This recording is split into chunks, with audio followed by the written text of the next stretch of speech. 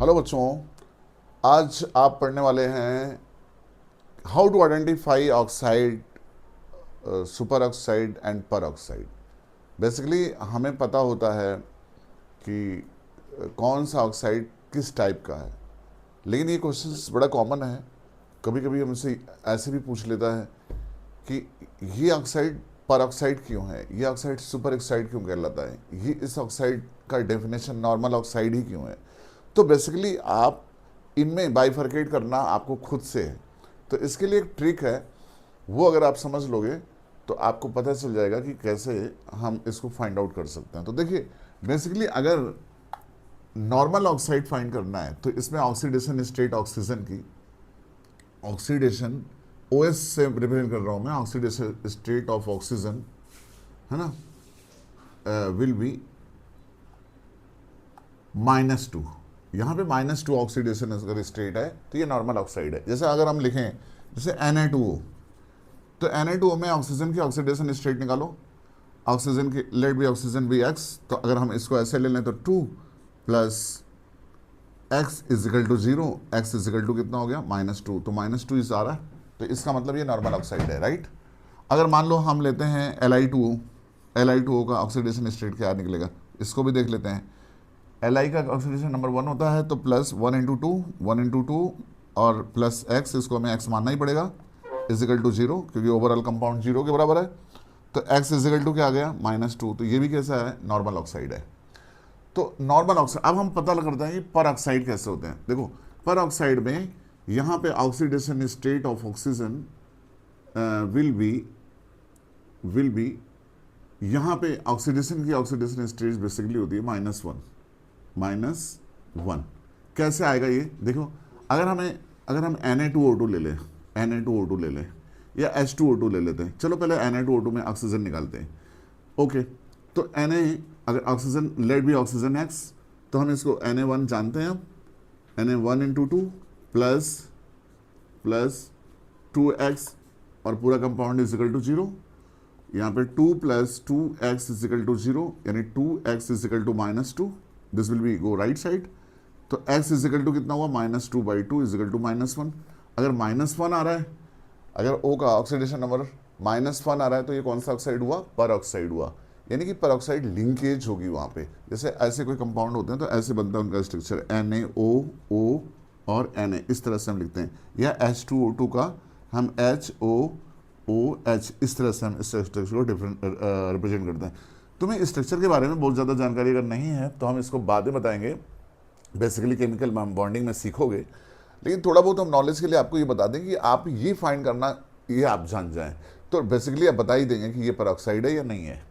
Okay, super oxide find out करने के लिए यहाँ पे बेसिकली आपको ये जानना है कि oxidation state of oxygen will be या मस्ट बी इजिकल टू -12। जैसे हम देखते हैं, जैसे मान लीजिए KO2 कहते हैं कि एक सुपर ऑक्साइड होता है, एक इस तरह का कंपाउंड बनता है। एक्चुअली तुम्हें ये सवाल आता क्योंकि ये कंपाउंड भी एग्जिस्ट करता है।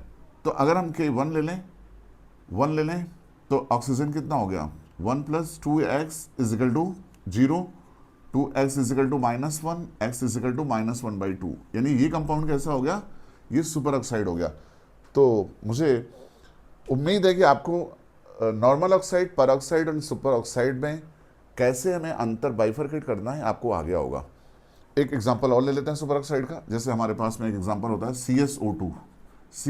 तो बेसिकली है ना, ऑक्सीजन का ऑक्सीडेशन नंबर निकालना है, तो this will be 1 plus 2X equal to 2, 2X equal to -1, X equal to -1/2। तो इस तरह का ऑक्साइड जो है वो सुपर ऑक्साइड फाइंड करता है। बेसिकली इसमें एक कहानी और है कि जैसे अच्छा, परऑक्साइड ये क्या होते हैं ना, जितने भी परऑक्साइड होते हैं ना, ये बड़े ऑक्सीडाइजर होते हैं, बहुत अच्छे ऑक्सीडाइजर होते हैं। तो ये हमें ये जानकारी रहनी चाहिए कि ये ऑक्सीडाइजिंग एजेंट की तरह भी काम कर रहे हैं।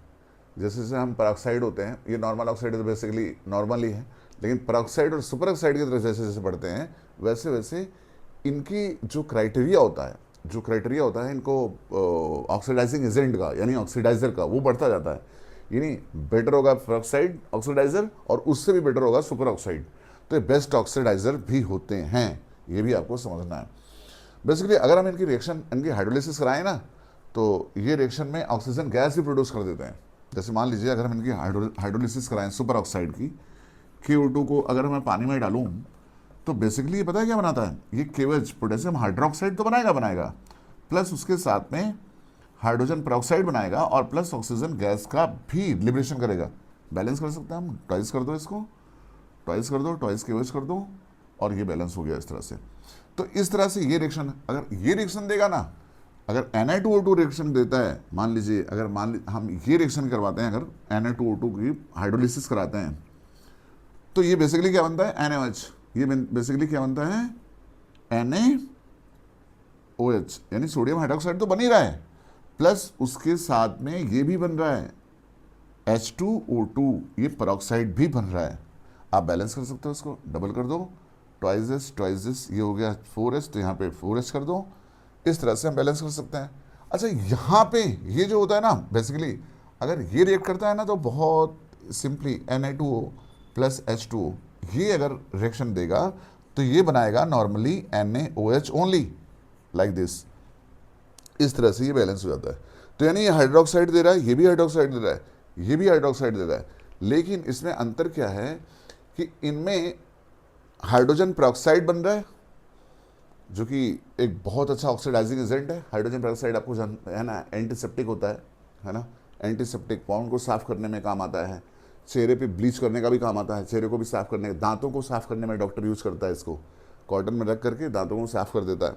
कान में डालते हैं अगर मैल निकालने के लिए, कान में भी डॉक्टर इसको यूज़ करता है डालने के लिए। तो H2O2 बहुत अच्छा ऑक्सीडाइजर है, ये आपको जानना है। और सबसे इंपॉर्टेंट ये है कि KO2 के साथ में ये ऑक्सीजन गैस का भी प्रोडक्शन करता है, यानी ऑक्सीजन का भी बेस्ट सोर्स है। तो आई होप यू गैस, आपको समझ में आया होगा कि हम oxide, normal oxide, peroxide and super oxide को कैसे आइडेंटिफाई। आज के लिए इतना ही।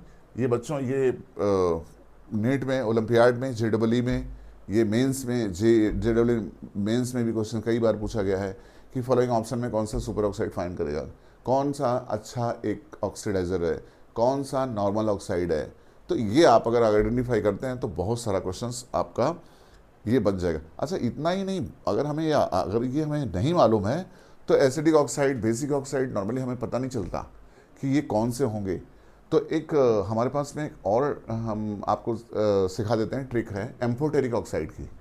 एम्फोटेरिक ऑक्साइड भी एग्जाम में पूछा जाता है अक्सर कि भाई एम्फोटेरिक ऑक्साइड कौन होता है। तो चलो फटाफट हम करते हैं कि एम्फोटेरिक ऑक्साइड आपको बता देते हैं।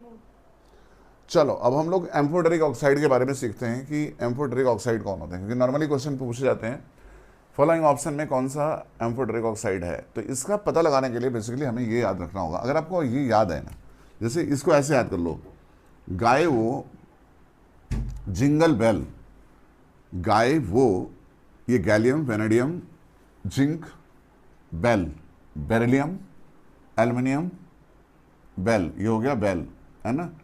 सुना करो शब्द, मन में आस्था लिए, लेट गो हम लिए बोल दे रहे हैं। तो गाय वो जिंगल बेल, गाय वो जिंगल बेल, सुना करो शब्द, मन में आस्था लिए। देखो, अगर ये वेनेडियम +5 ऑक्सीडेशन स्टेट में है तो वो एम्फोटेरिक ऑक्साइड ही होगा। जिंक वो किसी भी स्टेट में हो, वो तो एम्फोटेरिक ऑक्साइड ही बनाएगा। बेरिलियम किसी भी ऑक्सीडेशन, जैसे BeO है, ये क्या बनाएगा, amphoteric. Al2O3 amphoteric oxide, SNO, SnO2, ये सब ये आपका एम्फोटेरिक ऑक्साइड। क्रोमियम तभी बनाएगा, क्रोमियम के कई ऑक्साइड बनते हैं क्योंकि वेरिएबल ऑक्सीडेशन, D ब्लॉक के एलिमेंट है ना, तो वेरिएबल ऑक्सीडेशन स्टेट शो करते हैं। तो क्रोमियम अगर 3+ में है तो ही ये एम्फोटेरिक ऑक्साइड बनाएगा, अदरवाइज नहीं। तो हम चलो देख लेते हैं। मान लो मैंने आपसे कहा गैलियम है, गैलियम Ga2O3, तो ये तो बनाएगा। लेकिन वेनेडियम किसमें, जैसे V2O5 में, अगर वेनेडियम V2O5 में है तो V की ऑक्सीडेशन स्टेट कितनी निकल के आ रही है, 2x -10 = 0, V = +5। तो इसका मतलब कि V2O5 ये एम्फोटेरिक ऑक्साइड है, ZnO एम्फोटेरिक ऑक्साइड है, बेरिलियम ऑक्साइड ये ऑक्सीडेशन, Al2O3 ये भी एम्फोटेरिक है, SNO या SNO2 ये भी एम्फोटेरिक ऑक्साइड है, राइट। Chromium Cr2O3। अब यहां भी ये देखते हैं Cr2O3 की ऑक्सीडेशन स्टेट X क्या निकल के आ रही है, 2x minus 6 x is equal to 3, तो ये एम्फोटेरिक है। लेकिन अगर मैंने Cr2O7 लिख दिया ऐसा कुछ कि जिसका ऑक्सीडेशन स्टेट +3 नहीं आ रहा है, तो वो फिर ये ऑक्साइड नहीं है, ये एम्फोटेरिक नहीं है। तो ये बात ध्यान रखना। जैसे Sb2O3 Sb2O3 है तो कितना होगा 2x माइनस 6 इजकल टू 0, तो x इजकल टू हो गया +3, यानी कि ये एक एम्फोटेरिक ऑक्साइड है, ये भी एम्फोटेरिक ऑक्साइड है। बेरिलियम ऑक्साइड BeO ये भी एम्फोटेरिक है, ZnO एम्फोटेरिक है। As2O3 ये तभी होगा जब As की ऑक्सीडेशन स्टेट +3 होगी। मान लीजिए मैंने As2O5 कर दिया, तो क्या इसकी ऑक्सीडेशन स्टेट निकल के आ रही है +5 आ रही है? नहीं, ये नहीं है, ये एम्फोटेरिक नहीं है। PbO2 ये कंपाउंड बनाते हैं PbO क्या है? ये ऑक्सीडेशन स्टेट, चाहे O में, चाहे PbO हो चाहे PbO2 हो, है ना, ये हमेशा ऑक्सीडेशन स्टेट इनका जो भी शो करेगा, है ना, इसमें कोई कंडीशन नहीं है, ये एम्फोटेरिक ऑक्साइड फॉर्म करेगा। MnO तभी करेगा जब ये +4 ऑक्सीडेशन स्टेट में होगा। जैसे Mn2O7 या MnO4 माइनस क्या एम्फोटेरिक है? KMnO4। अगर हम ऐसे ले लेते हैं तो क्या ये एम्फोटेरिक ऑक्साइड है? चलो देख लेते हैं। Mn कितना आ रहा है? Mn का ऑक्सीडेशन स्टेटस में कितना आ रहा है? +5, यानी कि ये ऑक्साइड जो है वो एम्फोटेरिक ऑक्साइड नहीं होगा। Mn2 2x माइनस 14, तो S की वैल्यू कितनी आ रही है? +7, ये भी, ये ऑक्साइड एम्फोटेरिक नहीं होगा। वही ऑक्साइड जैसे MnO होगा, नहीं होगा, जितने अगर +4 स्टेट में नहीं है उसकी ऑक्सीडेशन नंबर, तो वो एम्फोटेरिक ऑक्साइड नहीं हो सकता है, राइट। तो जिसमें मैंने ऑक्सीडेशन स्टेट स्पेसिफाई कर रखी है, जैसे क्रोमियम में कर रखी है, Sb में कर रखी है 3+, वही करेंगे, बाकी तो नहीं करेंगे। तो जिनकी ऑक्सीडेशन स्टेट मेंशन्ड है, अगर वही ऑक्साइड उसका है तो ही वो एम्फोटेरिक ऑक्साइड फॉर्म करेगा, नहीं तो वो ऑक्साइड नहीं होगा। इसको हम रटने के लिए, एक बार याद करने के लिए, एक बार फिर से आप हमारे साथ बोलोगे। जैसे इसको हम ऐसे लिख देते हैं एक बार, कैसे हमें याद करना है? गैलियम गैलियम वेनेडियम गायवो जिंगल बेल बेल का मतलब, जिंगल का मतलब ZnBe and Al aluminium, beryllium aluminium, उसके बाद में जिंगल बेल। अब उसके बाद में आप क्या लिखोगे? सुना करो, इसको ऐसे याद करो, Cr3+ में है ये, और Sn तो किसी भी स्टेट में हो, कोई दिक्कत नहीं है। Cr3+ में होगा तो भी ये एम्फोटेरिक ऑक्साइड, Cr3+ में तो इसका कोई भी ऑक्साइड बनेगा ना, Cr2O3 बनेगा, Cr2O7 बनेगा, CrO बनेगा, है ना। तो इस तरह से अगर +3 ऑक्सीडेशन स्टेट में तो ही ये शो करेगा, अदरवाइज ये शो नहीं करेगा।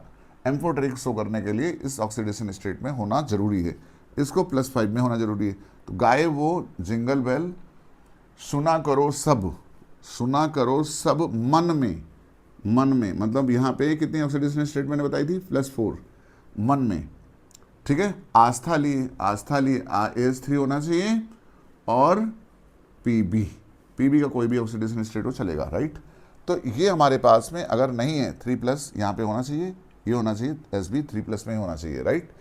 तो गाय वो जिंगल बेल, सुना करो सब मन में आस्था लिए, अगर ये है, अगर ये आपको याद हो गया, तब आपको जो पूछा जाएगा क्वेश्चन, जैसे मैं भी पूछूंगा, अभी आपका फाउंडेशन का टेस्ट और होने वाला है, उस हिसाब में मैं ये पूछूंगा डेफिनेटली कि फॉलोइंग ऑप्शन में कौन सा ऑक्साइड एम्फोटेरिक है, या फिर कौन सा सेट एम्फोटेरिक है ABCD में, या फिर मैं ऐसे पूछ सकता हूँ कौन सा एम्फोटेरिक नहीं है फॉलोइंग सेट में ABCD में।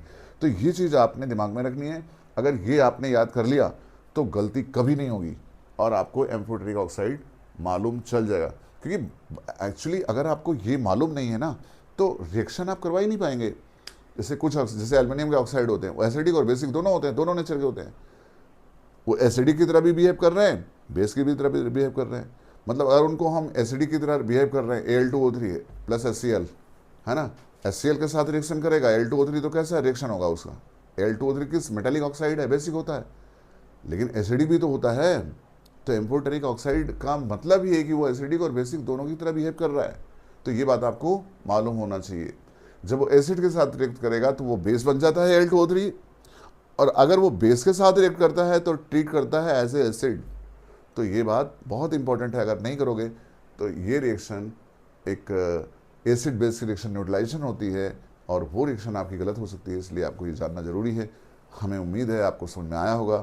अगर नहीं आया समझ में, कोई भी दिक्कत रह गई है, एक बार रिमाइंड करके फिर से देखोगे, हमने डिटेल में बताने की कोशिश की है। इस तरह से आज मैंने आपका डाउट क्लियर किया, नॉर्मल ऑक्साइड का, सुपर ऑक्साइड का और पर ऑक्साइड का किसे कहते हैं। हमने तमाम एग्जाम्पल भी दिए और हमने आपको ये तरीका भी बताया कि एम्फोटेरिक ऑक्साइड कैसे फाइट करना है। Thank you very much. आज के लिए इतना ही। नेक्स्ट वीडियो में फिर किसी इम्पोर्टेंट पॉइंट पर हम चर्चा करेंगे जो एग्जामिनेशन पॉइंट ऑफ व्यू से बहुत इंपॉर्टेंट होंगे, क्योंकि हम कॉम्पिटिटिव एग्ज़ाम के ज़्यादा फोकस पे लेकर के चले गए। क्योंकि नॉर्मल एग्ज़ाम के लिए तो हम स्कूल में करवा ही देते हैं उतना जितना कि है ना आप करके आपको बेनिफिट हो सकता है। मैक्सिमम नंबर 90% से ऊपर ही ला सकते हैं नंबर, है ना। तो मुझे उम्मीद है इस बार तो 100 से ऊपर ही बच्चे A+ या 90+ लाने वाले हैं, तो मुझे उम्मीद है। और बाकी ये सारे पॉइंट अगर दिमाग के अंदर रहेंगे तो आपका कॉन्फिडेंस लेवल बड़ा ऊंचा रहेगा और आपको डर नहीं लगेगा एग्जामिनेशन में, क्योंकि ये बहुत इंपॉर्टेंट है। इसको आपने बिहेवियर में रखना है, दिमाग में तो ठीक है, ये बिहेवियर में होना चाहिए आपके। Thank you very much. Thanks for thank you. watching. Bye.